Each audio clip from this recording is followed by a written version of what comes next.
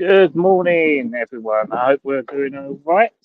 I'm just out on my dog walk, and as you can see, I'm a freshly trimmed dad today. I got rid of the beard, and yeah, I now look like a shaved gerbil. Anyway, I hope everyone's doing well.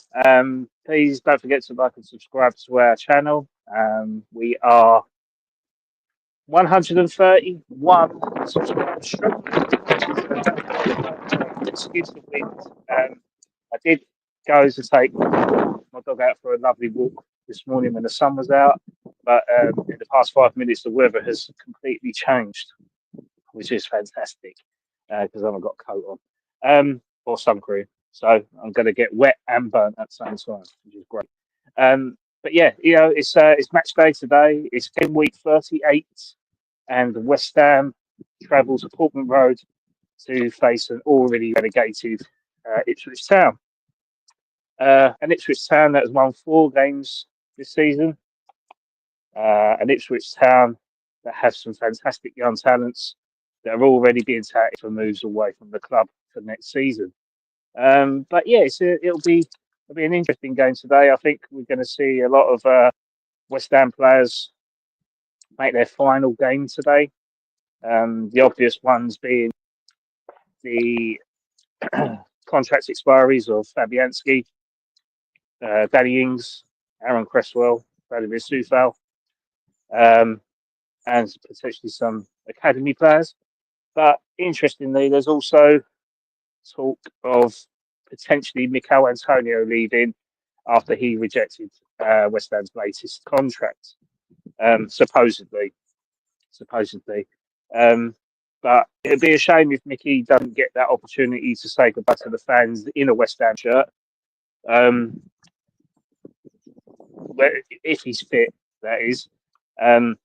If he's not fit, then yeah, that would be forced retirement for Mikel Antonio, wouldn't it? But if he is fit, I think he should be given an additional year with a optional release clause if a foreign club comes in for him. I just think West Ham fans need that opportunity to say goodbye to him in a proper manner. After all, he is our Premier League record goal scorer, and he's one of the last players. He will be the last player to play at Upton Park, the Bowling Ground, and the London Stadium. So when he leaves, that'll be the end of the Bowling Ground representatives of West Ham, and there will be no player that has played in the current squad that would have played at Bowling Ground in a West Ham shirt. So sad times. It does feel like the end of an era this weekend after moving into the London Stadium 9 years ago. So it's sad times. Sad times, but we've got to move forward. We've got to move on, and hopefully today we can see some performances by players that do want to be at this club. If not, then we could definitely see them part in this summer. But please drop us a comment and give us your match day thoughts. What you think the score prediction is going to be. I've been doing some background checks today. I mean, in the last 5 games, West Ham have won 1 and drawn once, and Ipswich have lost 4 and drawn once. So they're without a win. So I'm pretty sure that they want to finish the season on a high in front of their home fans and try and get above Leicester. But if I'm completely honest, I think we're just going to be too strong for them. I don't think it's going to be a comfortable victory for West Ham. I think we could win something like 2-1, maybe.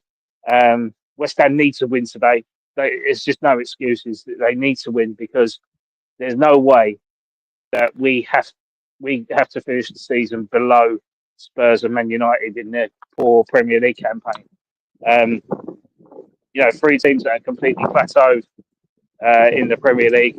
And we've got to be the best of the shit. We can't let those two who played the Europa League final last week go above us in the league. So we've got to do all we possibly can to beat Ipswich and take matters into our own hands and making sure that we secure that victory today. Now, my weekly prediction that I always do is I'm going to predict James Ward-Prowse to score a free kick. It's got to happen. It's got to happen. If I keep betting on it, it's it's inevitable. He's got 17 free kicks in his Premier League career, mostly at Southampton. All his free kick goals come from Southampton, to be fair. But he's got an opportunity here today against, I say, not a great defence, and an okay goalkeeper in Palmer. But I think that if we get free kick within the 20-25 yardage, which is James Ward-Prowse territory, I think he's got a good chance of scoring today if we get that opportunity. So we need to draw the fouls around the edge of the box, and just keep letting him have that opportunity, because we want another record breaker at the club, and James Ward-Prowse will have the ability to equal David Beckham's record of 18 Premier League free kick goals. So if he does that, then that will be a massive morale boosting opportunity for James Ward-Prowse leading into the season, because we all know that James Ward-Prowse is going to be part of Graham Potter's side next year. I know that most of the players have been put up for sale, bar the exception of Bowen, but I wouldn't rule it out, if I'm honest. I think if a team comes in for any player at the right price, I think they're gone. Because as I've posted on our Twitter feed last night, that West Ham are probably in the 5th tier of preferred clubs that players want to go to. And that tier includes Everton, Wolves, Leeds United, Burnley, and now Sunderland. And it's a shame, because obviously we've got some significant quality at the club. But it's very, very clear that most of these players don't want to be at the club. Alvarez, Kudus, not verbally said it, but you can just tell by his body language he doesn't want to be here. But on the other side, if you're selling these players, you need to replace them with a good enough quality to actually improve the style of play. And if we don't do that, we're in big trouble next season. We're in big trouble. Although we could maybe profiteer on a lot of the players, it's going to be a tough season next year. I'm not going to lie. I'm getting my predictions in very early. But let's see what happens during the transfer window. If we get a significant amount of money in and manage to buy some little gems that we can get in front of other teams, I think there's an opportunity there to do well. But I'm not optimistic whatsoever, because I just think that regardless of what happens, we're not going to be the team that we think we are under this current ownership. In terms of David Sutherland leading the shots, Karen Brady doing her due diligence and negotiation processes and treating the fans as customers.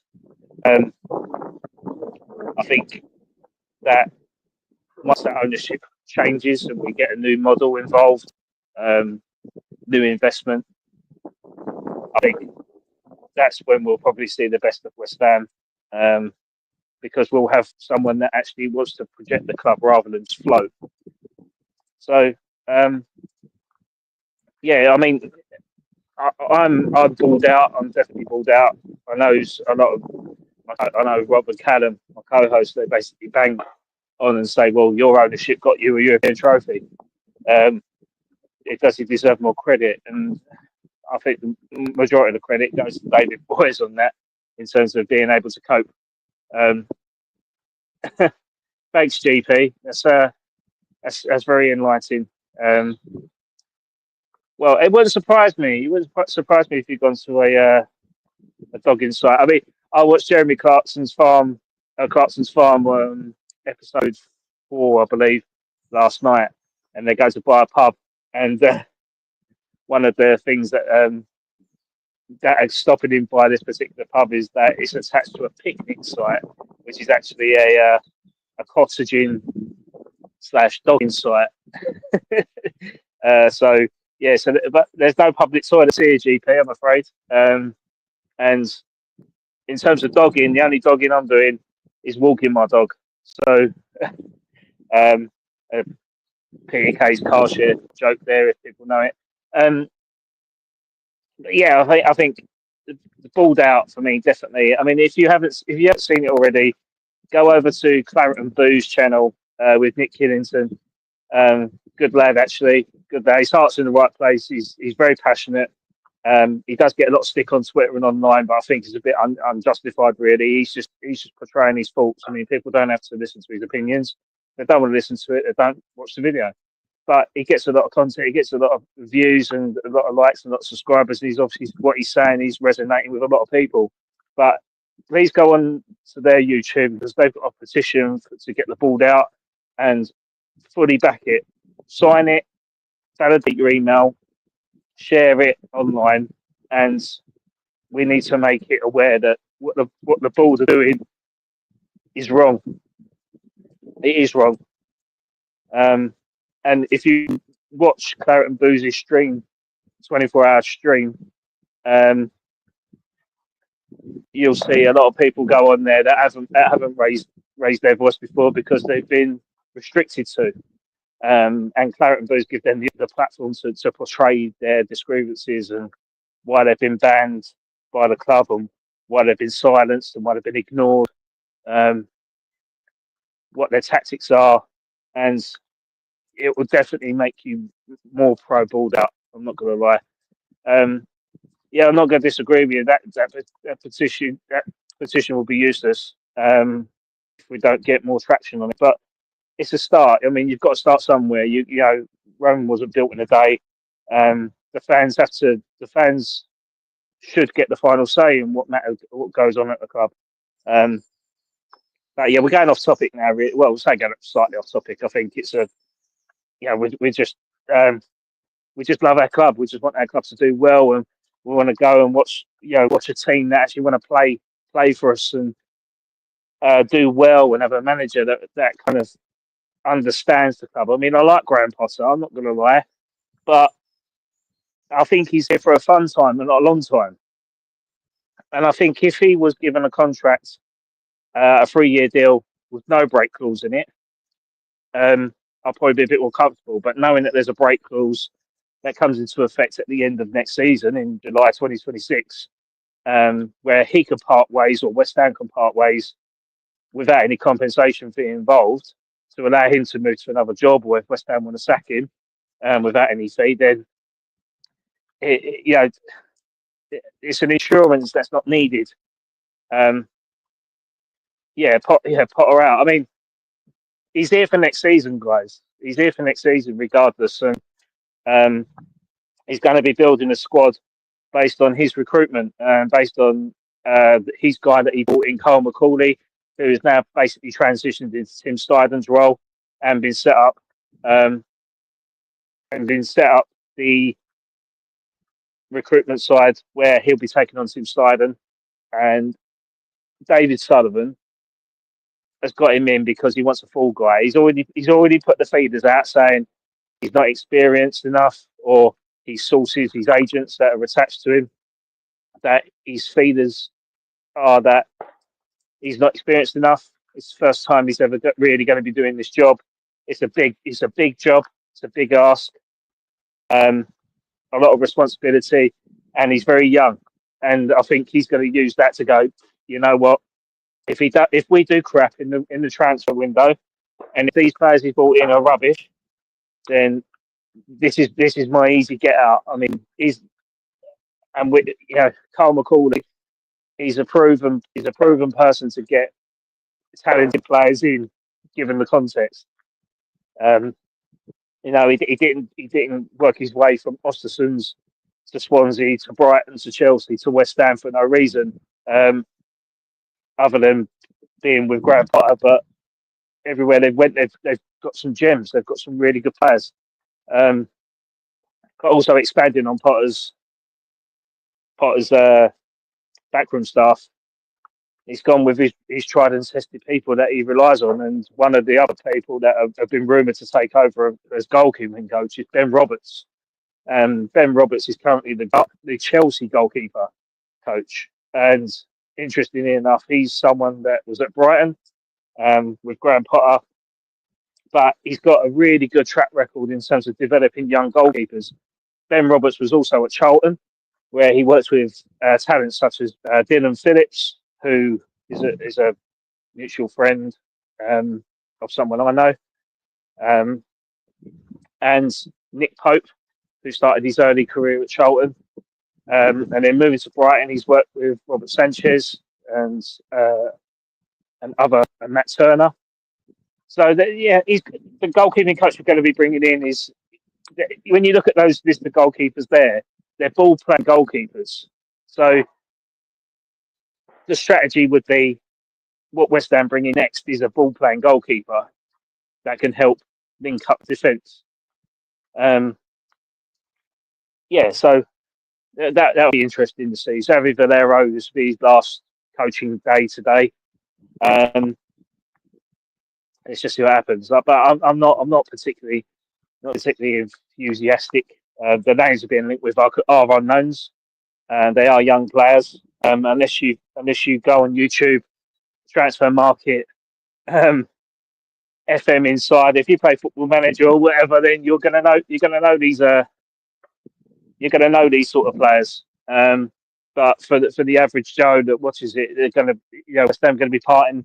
The questions are going to be there by the fan base that we're going to be spending a lot of money on these players that we don't know about, and hopefully they become little gems like Lanzini years ago. But yeah, I mean, if you've got any questions below, just drop us a comment. I can answer it as good as I possibly can in what I know. I'm not an oracle, I'm not an ITK, I'm just a fan. I just read a lot of news, I understand a lot of bits and bobs online. But yeah, it'd be very, very, very interesting. But just to reiterate, my prediction would be a 2-1 win for West Ham. Hopefully a James Ward-Prowse free kick. Asterisk. I know Damien's going to comment. I'm not even looking.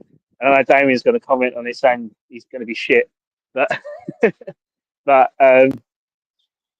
is what it is. But yeah, I'm hoping for a James Ward-Prowse free kick. I'm not trying to predict it. I'm hoping for it.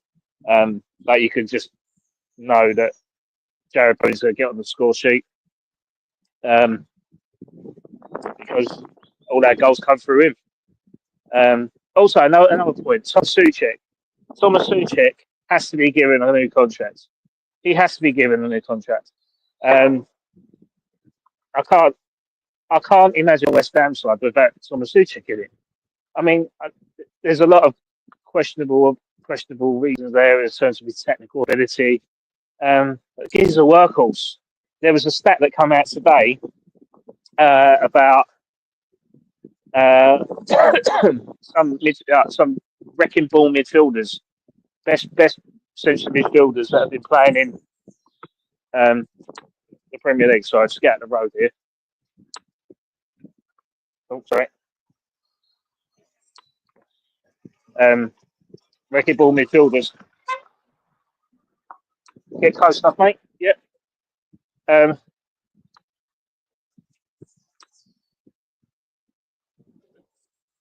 Almost went over there. Lovely. Yeah, so basically there was a stat there highlighting Scott McTominay's dominance in the middle of the midfield and his performances, which have secured Napoli their 4th Serie A title. But there was a couple of names there that were near Scott McTominay. One of them was Odegaard. One of them was Thomas Souček. Now, if the whole world is singing the praises of Scott McTominay at Napoli, and Thomas Souček is the name next to him on that stat, then with West Ham would be absolutely mad to let Thomas Souček go, just based off that JPEG alone, because the stats don't lie. In terms of his goal contributions, um, the goals per 90 minutes, the the work he puts in the middle of the park. Um, West Ham be mad to let go. In my opinion, I think Souček should be captain. I think he's more of a natural leader. Um, and yeah, Bowen's just a poster boy. I think he's a profile player. He's when you think about West Ham, you think of Jared Bowen. But Thomas Souček, for me, he's the leader. He's not Czech Republic captain for no reason. But for me, Thomas Souček, yeah, I think he should be given a new contract. We should be putting him in the middle of the park because although part of the rebuild is so important, I do think keeping experienced staff, experienced players that know the West Ham way, I'm saying that loosely, is the integration and blend of both. Because obviously there's some players that don't want to be there, but you've got to keep some certain players that you can rely on. And Thomas Souček and Jared Bowen are those two players. You can rely on those players.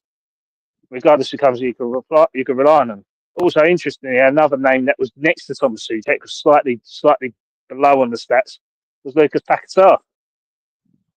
Now, if he's innocent, I think he has to be kept at all costs. He has to be kept. I'd even run it down so that he runs his contracts out if he wants to leave. Because again, if you've got a midfield pairing of Paquetá and Souček in the middle, you've got the flair, you've got the work rate. I think that could work. But yeah, like I say, those stats are quite important. Quite important. But for me, Souček has to be given the contract, has to be given the armband. Yeah, it might piss Bowen off, but you need leaders. You need leaders. I don't think Bowen is a leader, personally. Good, a fantastic player, iconic player, legend of the club for what he done. But you want someone in the armband someone in the centre of the park, someone that can direct and orchestrate the team. Someone that's up top on their own is about as effective as having Harry Kane as your captain. And that's what Bowen is to us. Bowen to us as captain is Harry Kane captain to Spurs or to England in fact. When you know that there's better players in that team that could lead that side. Fulkrug won't be a good captain. I don't think he's ever been a good captain. He's a mouthpiece. He won't be at the club.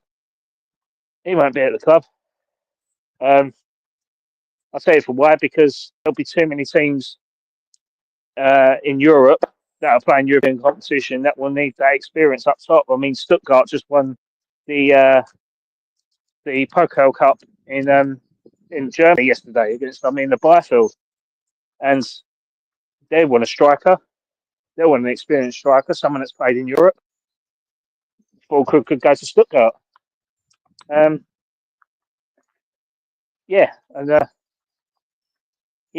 just worried. Here's another hot take for the summer. I mean, I would not rule this out. I would not rule this out whatsoever. Aaron Wan-Bissaka to leave West Ham this summer. Now, this is going to piss people off, right? It's going to definitely piss people off me saying it. But I think he'll go back to Crystal Palace in the summer. And I think there's two reasons behind that, or three reasons. One, Crystal Palace are in European football next year. They won the FA Cup, and now they're in Europa League. Outright, they're in that. They don't have to qualify, they're in that competition. European football for the first time, I think, for Crystal Palace. Second reason, Will Salthouse is his agent. Now, Will Salthouse definitely gets involved with West Ham and Crystal Palace transfer dealings. So, if he can see a pan note where he can move a player on, help David Sullivan out, recoup some funds, because at the end of this is the third reason, we pay £15 million for him. If Crystal Palace come in and offer us £25 million for him, he goes. That's just a given. He goes and he improves their squad. He makes their squad even better. I know they've got they got Nunez at their right back, but he could be sold. He could be sold to the Champions League side next season. He's that good. If they sell him for 40, 50 million pounds to someone in Champions League, maybe someone like Spurs. Maybe someone like Spurs could buy him. And then who do they get to replace him? Aaron Wan-Bissaka for half the price. And who's left without a right back? West Ham. And who did West Ham get? They sort of back Carl Walker-Peters on a free. Now, yeah, but Dad, Sully could let that happen because if he's an asset, he's got value. If he's got value, that means money in the coffers. So if there's an asset there to be sold, he will sell it. You don't make profits off players that aren't assets. I've seen don't get too attached to the players. That's what I've learned. Yeah, but again, that'll be my hot take. Aaron Wan-Bissaka. If I had to predict a transfer, that would piss a lot of fans off. I think Aaron Wan-Bissaka to leave West Ham and go Crystal Palace. For a quick profit, for a quick £10 million profit.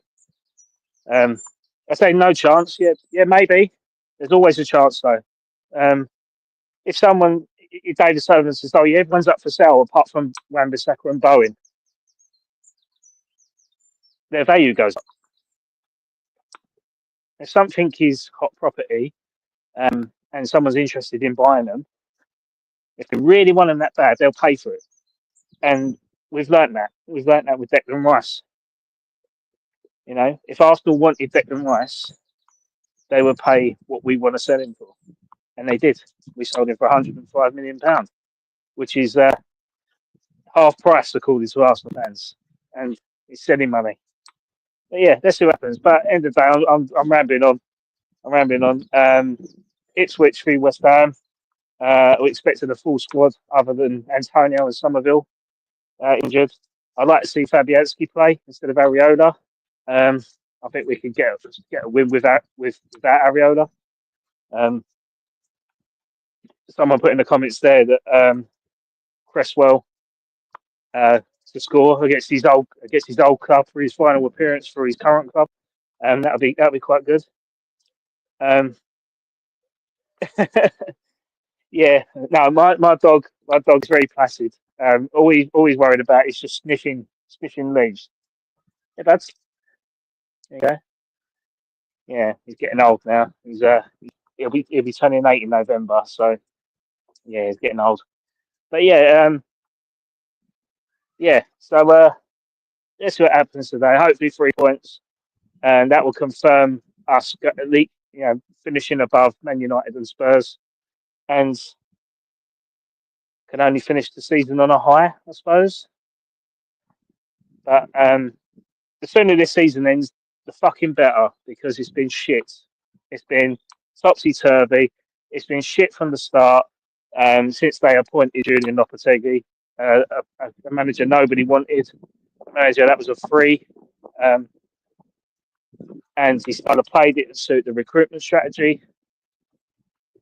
Yeah, it's just it's been a typical West Ham season, which is laughable. But after today, we just need to enjoy today, get the win, and look forward to a very, very busy summer. But thank you for watching.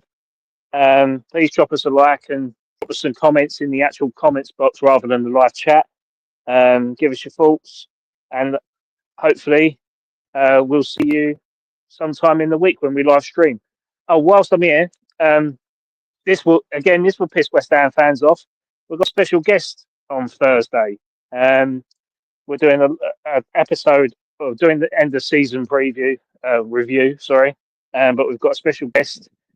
We've got former referee Keith Hackett joining us for a episode of Dad's Your Job, where we'll be asking him some questions, and I'm going to try and steer away from the obvious Tony Gale sending off question, because I think that's been answered before.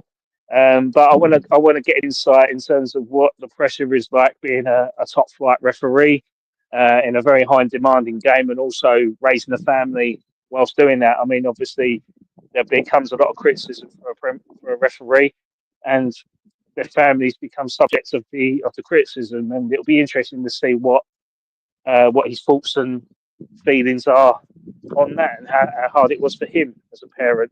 But yeah, as I trying to understand the humanic side of professionals, and it'll be a good interview, I think. Yeah, although he sent Tony Gale off for the first professional foul in an FA Cup, um, but he also refereed top flight international games where it was Germany v Italy. Um, when you look at the images online, it's quite staggering in terms of what games he's actually managed. But yeah, let's see, let's see. But yeah, anyway, hope all is well. Please like and subscribe, and I'll see you on Thursday evening. Thanks a lot, guys. Cheers.